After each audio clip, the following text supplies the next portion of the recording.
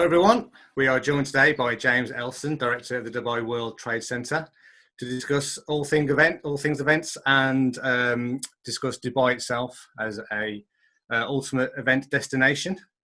We're going to chat through any developments, any news or any hot topics James wants to tell us about.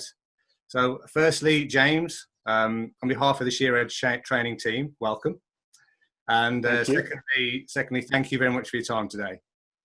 Before we chat through any event-related items, could you quickly tell us a little bit about yourself, your background, and how you got to where you are today? Yeah, no problem. And thank you very much, Ian, for giving me the opportunity to support.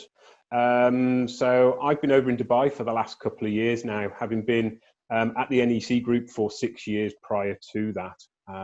So over in Dubai, my role is Sales Director for conferences, and also selling 3 different venues, both Dubai World Trade Centre, Dubai Exhibition Centre down at Expo, and also a new convention centre at JAFZA 1. So that's my position at the moment. And Dubai, we'll come on to it shortly, but Dubai is great. Okay, having worked in the UK and Dubai, could you tell us about any differences between the UK event industry and the Dubai UK event industry, if you can? Yeah, definitely. And I think from our perspective in Dubai events, they're very much international. So my experience in the UK, they were very national. We in Birmingham were very much the second city. So London benefited very much for the capital city and the larger world international events. So here in Dubai, we benefit from those world congresses, those international, where you will see numbers of delegates from 5,000 up to 50,000 delegates. So one big factor change for me moving over was the scale of those events, but also the support, the destination and the city support. Which unfortunately we never really had in Birmingham, but in Dubai, then it's very much a destination sell. Okay. Any similarities between the two? I mean, scale in events can make differences, but from your experience, the sales and the planning and the actual event management of events, is there any similarities or differences there? Or is it all about customer service and putting on the best sort of show you can? It's very much that. It's still very much putting the customer at the heart of everything that you do. So that's no change there.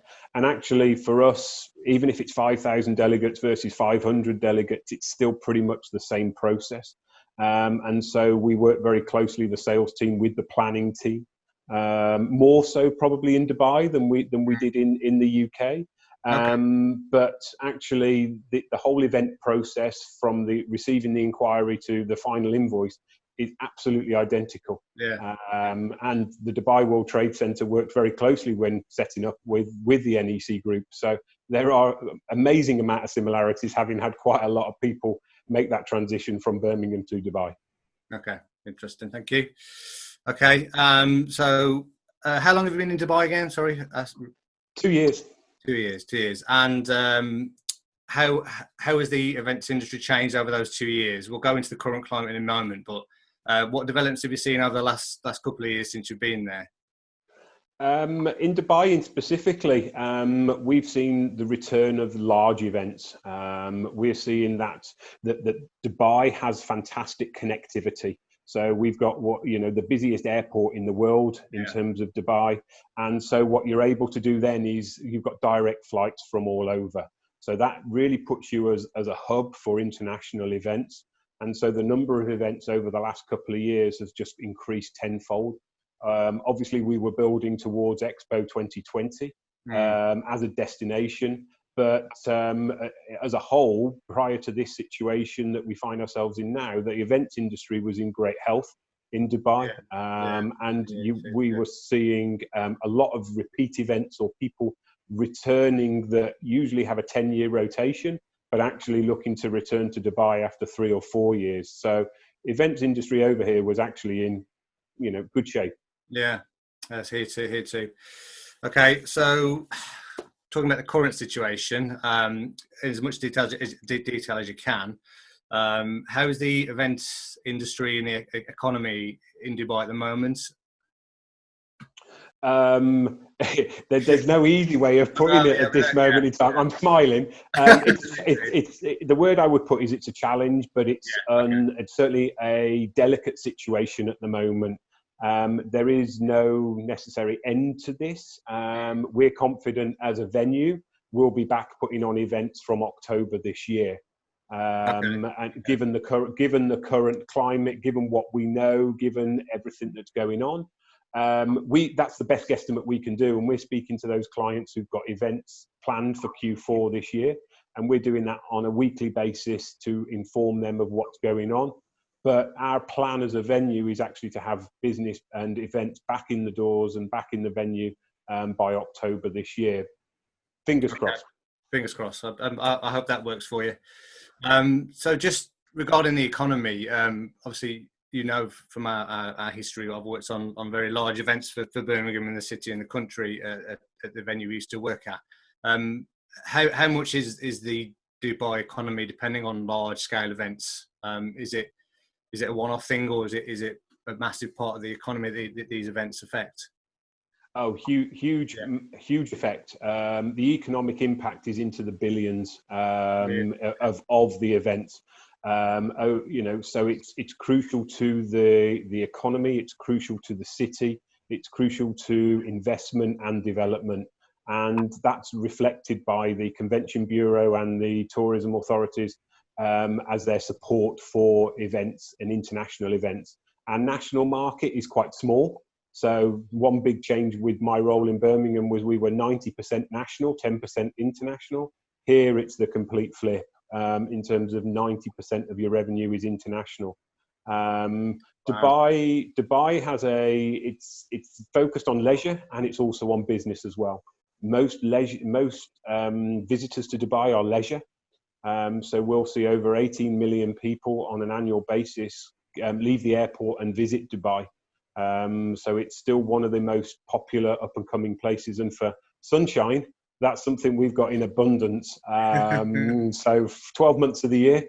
If you like it hot, then June to September is perfect for you. But as I say, throughout the winter months from October through to April, which as we know are prime conferencing months as well, it's a fantastic destination for associations, large corporates. But one area we've seen a good increase in is the incentive market as well. Okay. It's not been too bad here lately, you know. It's been all right, sunshine wise. Yeah, no, I've seen a lot of garden shots on Facebook. The time outside is limited, I'm afraid, but yeah, it's been really nice lately.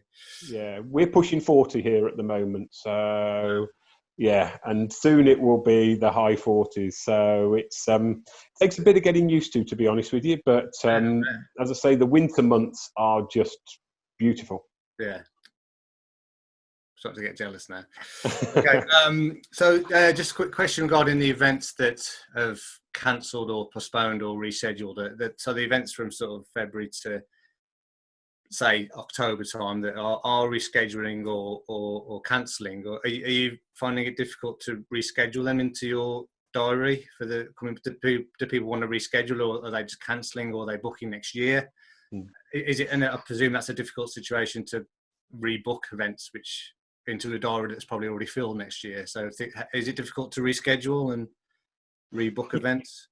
Yeah, so this is what we've been spending the large share of what we've been doing over the last 3 months since the lockdown and since the closure of the venue really, is obviously working through contract clauses.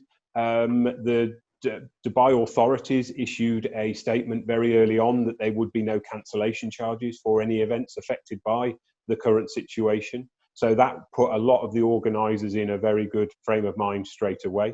And then what we've then been doing is working on alternative dates. We're very fortunate. We operate with almost a 70% occupancy. So there's not a great deal of space, as you've already said, in the diary. So it is a finer jigsaw puzzle that we're now working on. And it's very fluid. So whereas we think we've moved events to September, but now we're looking at December, and it's constantly changing. And we're trying here at Dubai World Trade Center to please as many people as possible whilst giving them the opportunity to have a successful event. As we know, there's key periods, and trying to squeeze that amount of events into a key period is very tough. And our operations teams are going to be pushed to the max as we get to this period, which I think we'll all be hands to the pump on this one to enable us to be able to deliver the size events that we're going to. Yeah, it kind of feels like everyone's sort of waiting until the autumn, and then it's just going to be full on. Pretty much every day, everyone get involved and just crack on, isn't it? So I think everyone seems to feel that without any sort of evidence that it's just going to be come the autumn time, it's full ball. And I think it's going to be a domino effect, Ian. I think it will be one thing that will trigger another, which will trigger another. At this moment in time, please don't ask me what the one thing that starts it all is. I would hope that international travel would certainly help as part of that, but we've got to be able to do national travel before we can do international travel. And I think it's just a confidence that will return. The events industry has had its challenges in the past, and more on a local level or a regional level, admittedly, but they have still returned. And we're, the events industry is a strong industry where we know what we want, and that's to meet and greet people. Yeah. Okay. So I've got confidence in the industry post this. Absolutely. The industry, we're going to have, there's no shying away from it. We're going to have a tough 18 months where it's going to be about social distancing. It's going to be about new regulations. But actually, once we've gone through a cycle of having those regulations and in place, then you watch how the human race, by nature of it, will start standing closer to each other. There'll be a shake of a hand. There'll be a coffee break conversation. And before you know it, fingers crossed, this will be old news very quickly. Let's hope so. Okay. Next question, if I may. And tell us as much as you can or able to at this time. Do you have any updates or insights into the Expo 2020? I know a few people watching might want to just have an update on where it is or what's happening. Tell us as much as you can, as much as you're able to, as much as you want to. So yeah, any insights into the Dubai Expo 2020 for us, please? Yeah, and the first thing is it's now called Dubai Expo 2021. So having had 2020 plastered all over aeroplanes and advertising and football grounds, it's now, we found out this week that it is confirmed that Expo will be moving to 2021. Which is obviously a great shame. There's been a lot of anticipation and a lot of building towards this monumental event, which is the third largest event in the world, second only to the Olympics and the Football World Cup finals. So it's a phenomenal event which has got a legacy going back to the 1800s, back in London, where Crystal Palace was the host venue for it back in 1850, I believe. And, there's usually a legacy with most expos. The Eiffel Tower was built as part of Paris's Expo, and other monuments and other buildings were on the back of Expo. So Dubai was expecting circa nearly 18 to 20 million visitors through a 6-month period, which is averaging about 110, 120,000 people a day. Wow. And it is a world fair. It's a very difficult one to explain, and everybody always asks that question, what is it? But it's basically 190 countries with their pavilions selling themselves and showcasing what they can bring to the world in terms of the economy, in terms of their infrastructure. So it's a very exciting event. It's a very B2B event, but also B2C event from a consumer and a visitor perspective. So you would have a lot of exposure and involvement from governments and local councils. But all these 190 countries each take a pavilion, which then, these pavilions are fantastic, by the way. and they're not just like a marquee, they are permanently built brick and steel structures. Wow. That are then, like the Singapore pavilion has got a 9-meter tall rainforest garden in it. You've got the Netherlands with a climate system. You've got other people. And so it's all a little bit of a show and tell of what your country is championing and what you're doing. There's a lot about technology and things such as Hyperloop and space travel and 5G. So very exciting event. Just a shame that it's unfortunately delayed for 12 months, but hope to be involved in it a little bit further. We've got a venue there, an exhibition centre there that we've been selling. So we'll be hosting some of the sponsors events and other conferences and other exhibitions down there throughout the duration of Expo 2021. Okay, well, thanks for that. Thanks for all that information, and good luck. And I hope it all comes together for 2021. Fingers crossed. Fingers crossed. Okay, thank you for your time today. I can't let you go without talking about one of our favourite subjects. Do you know golf courses have opened today again? Literally today. Yeah, I have heard in the UK. We've been a couple of weeks now open back in Dubai, to be fair. So okay, yeah. So I think there's certain rules where you can go out and play with play on your own or with a friend, I think. But yeah, there's certain strange rules. Are you managing to get out and enjoy the golf at all? I haven't recently. I was playing quite a bit prior to the lockdown, I'll be honest with you. The one thing Dubai has is an abundance of amazing golf courses. And there's a lot that you see on the screen and on the TV. They're better in real life, to be fair. And the sun's always shining, which is, I'm a fair weather golfer. So you're actually always got the sun on your back.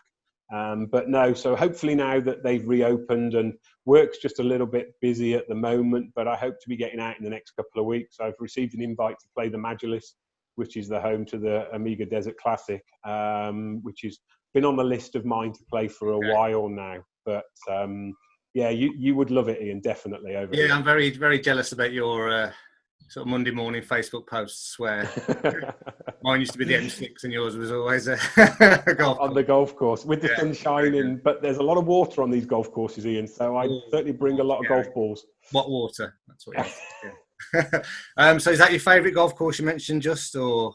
For me, there's another golf course called Dubai Hills. Dubai Hills has only been open for about a year now, and it's in immaculate condition. They've had it built for a couple of years before they opened it, and it's just a really nice, friendly game of golf. The Majlis and the Trump and the Els golf course are all great golf courses, don't get me wrong, but you have to be playing well. Which, as you know, I'm not that good, Ian. So I'm not always on my game. So yeah, apart from winning the company golf tournaments every year for 3 years, was it?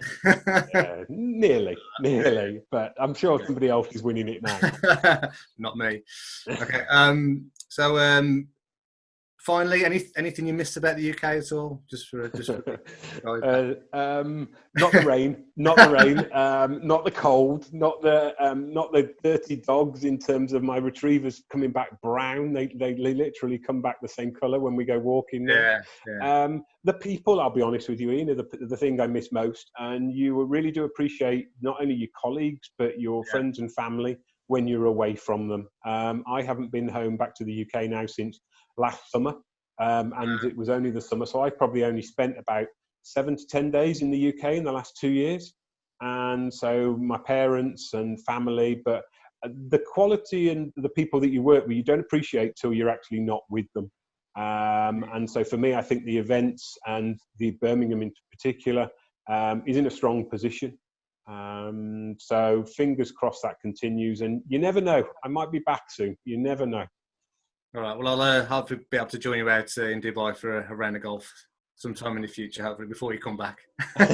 The invite's there, and you're always welcome. But as I say, bring plenty of golf balls.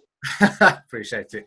Okay. Well, we'll end there. So thank you very much again, James, for your time and your comments and telling us everything you know, and I really appreciate your comments. So thank you so much for today, and hopefully see you again soon. No, appreciate it. Thanks, Ian, and hope everything goes okay. Thank you. Appreciate it. Take care.